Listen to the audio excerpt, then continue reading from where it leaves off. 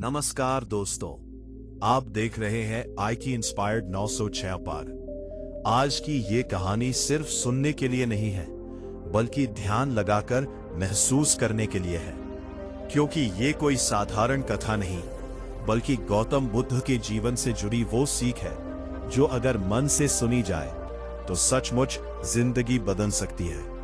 इसलिए जो भी कर रहे हैं, कुछ पल रुक जाइए, सांस को सहज होने दीजिए और इस कहानी को ऐसे सुनिए जैसे ये सिर्फ कहानी नहीं, बल्कि आपकी ही कहानी हो।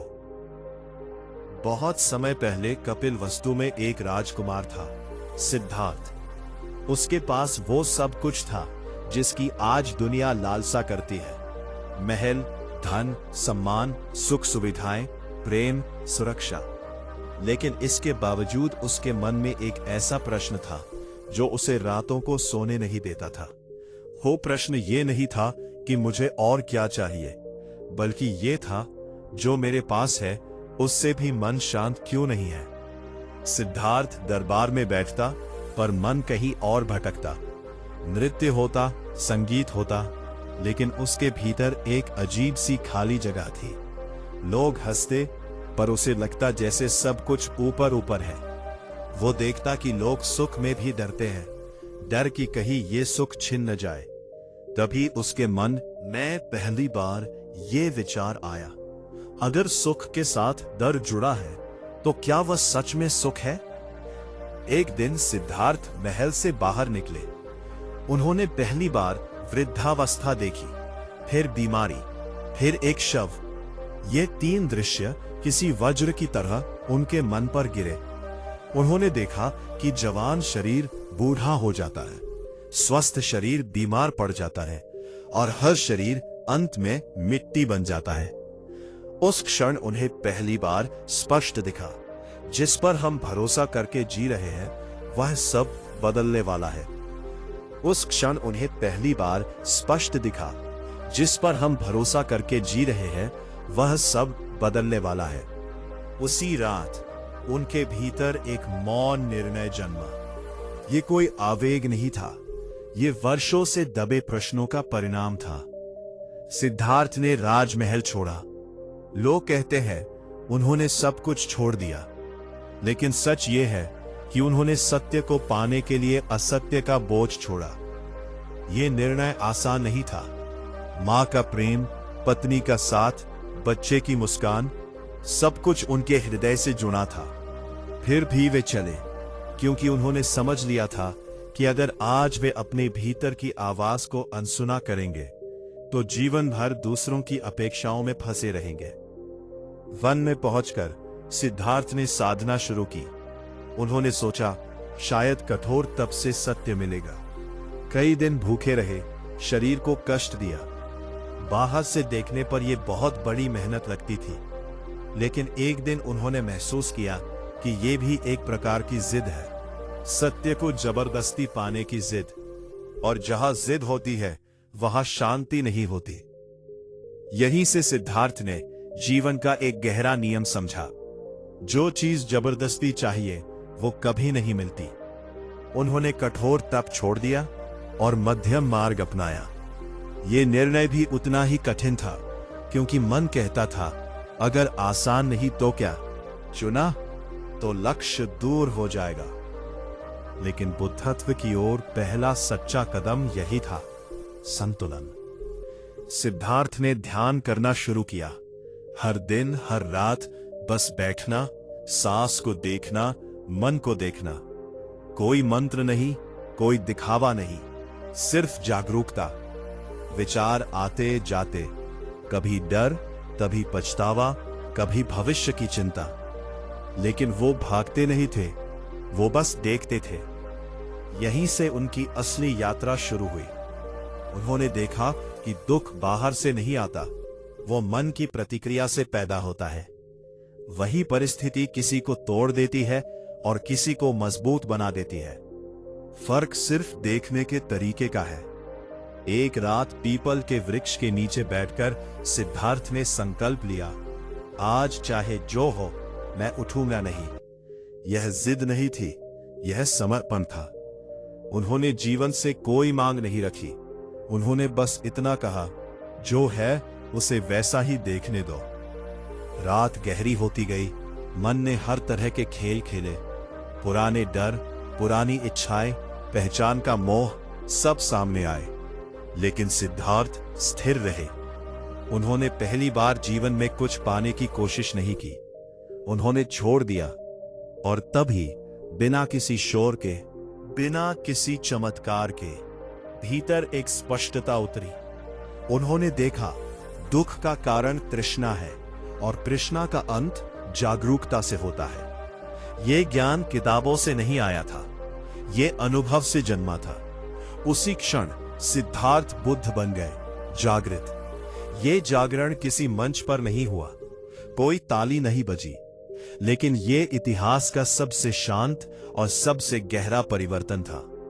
बुद्ध बनने के बाद उन्होंने कहा, मैंने कुछ पाया नहीं है, मैंने बस भ्रम छोड़ा है। यही वह बात है जो इस कहानी को जीवन बदलने वाली बनाती है, क्योंकि हम सब कुछ पाना चाहते हैं, लेकिन बुद्ध ने सिखाया, छोड़ने से ही सब मिलता है। बुद्ध ने अपने जीवन में कभी यह दावा नहीं किया कि उनकी बात मानने से सब ठीक हो जाएगा। उन्होंने बस इतना कहा, आओ, देखो और खुद अनुभव करो। उन्होंने किसी को अंधविश्वास नहीं दिया, उन्होंने अनुभव का रास्ता दिया। आज का इंसान भी उसी सिद्धार्थ जैसा है। हमारे पास भी बहुत कुछ है, फिर भी मन अशांत है। हम भी भविष्य की चिंता में वर्तमान खो देते हैं। हम भी ये सोचते हैं, जब ये मिल जाएगा तब खुश होंगे। बुद्ध की ये कहानी हमें आईना दिखाती है, नहीं हो तो कभी नहीं हो पाओगे। ये कहानी इसलिए जिंदगी बदलती है क्योंकि ये तुम्हें कुछ नया जोड़ने को नहीं कहती। ये कहती है, जो अनावश्यक है उसे छोड़ो, डर छोड़ो, तुलना छोड़ो, भविष्य की आग में वर्तमान जलाना छोड़ो। अगर तुम ध्यान लगाकर सुन रहे हो तो शायद तुम्हें भी भीतर कुछ हिलता हुआ महसूस हो रहा होगा। वही इस कहानी की शुरुआत है। परिवर्तन बाहर से नहीं, वही से शुरू होता है। भाग 2 में हम जानेंगे कि बुद्ध ने इस जागरण को लोगों के जीवन तक कैसे पहुंचाया, कैसे साधारण लोग भी इस दृष्टि से अपनी पूरी जिंदगी बदल पाए, और कैसे आज के समय में हम इस कहानी को सिर्फ सुनकर नहीं बल्कि जीकर बदल सकते हैं। बुद्धत्व प्राप्त करने के बाद गौतम बुद्ध वहीं रुक नहीं गए। जाग जाना अंत नहीं था, बल्कि एक नई जिम्मेदारी की शुरुआत थी। उन्होंने देखा कि जिस पीड़ा से वे गुजरे थे, उसी पीड़ा में पूरा संसार उलझा हुआ है। फर्क सिर्फ इतना था कि लोग अपनी पीड़ा को पहचान नहीं पा रहे थे। इसलिए बुद्ध उठे, चले और लोगों तक पहुंचे, बिना किसी शोर के, बिना किसी प्रचार के। शुरुआत आसान नहीं थी। जब वे अपने पुराने साथियों के पास पहुंचे, जिन्होंने कभी उनके साथ तप किया था, तो उन्होंने बुद्ध को देखकर ताना मारा, तुमने साधना छोड़ दी, तुम हार गए। बुद्ध ने बहुत शांति से कहा, मैंने हार नहीं मानी, मैंने सत्य को पहचान लिया है। ये सुनकर वे हंसे, लेकिन बुद्ध रुके नहीं। वे जानते थे, हर सच्चाई को स्वीकार होने में समय लगता है। धीरे धीरे लोग सुनने लगे। कोई इसलिए आया क्योंकि दुखी था, कोई इसलिए क्योंकि जीवन खाली लग रहा था, और कोई सिर्फ जिज्ञासा में। बुद्ध ने सबको एक ही बात कही, मैं तुम्हें कोई विश्वास नहीं दे रहा, मैं तुम्हें देखने का तरीका दे रहा हूं। यही उनकी सबसे बड़ी क्रांति थी। एक दिन एक बहुत दुखी व्यक्ति बुद्ध के पास आया। उसने कहा, मेरी जिंदगी बर्बाद हो गई है। बुद्ध ने उससे पूछा, पूरी जिंदगी? वह चुप हो गया। बुद्ध ने कहा, तुम एक घटना को पकड़कर पूरी जिंदगी को सजा दे रहे हो।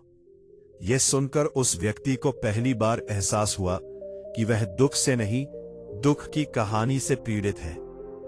बुद्ध ने समझाया कि मनुष्य 2 तरह से दुखी होता है। पहला, जब कुछ गलत होता है। दूसरा, जब वह उस गलत बात को बार बार जीता है। दूसरा, दुख पूरी तरह मन का बनाया हुआ होता है, और यही दुख जिंदगी को बदल देता है, लेकिन गलत दिशा में।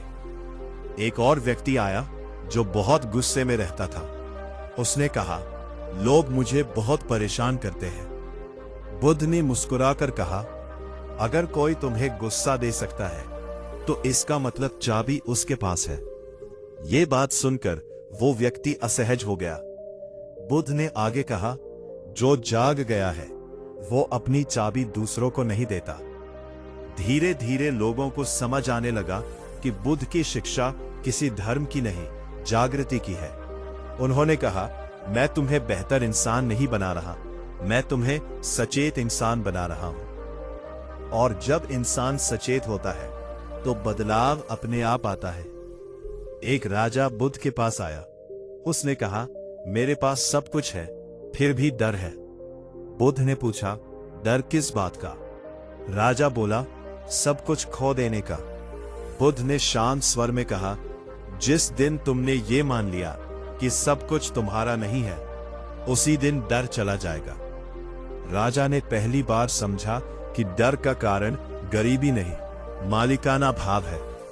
बुद्ध ने लोगों को ध्यान सिखाया, लेकिन ध्यान को कोई कठिन साधना नहीं बनाया।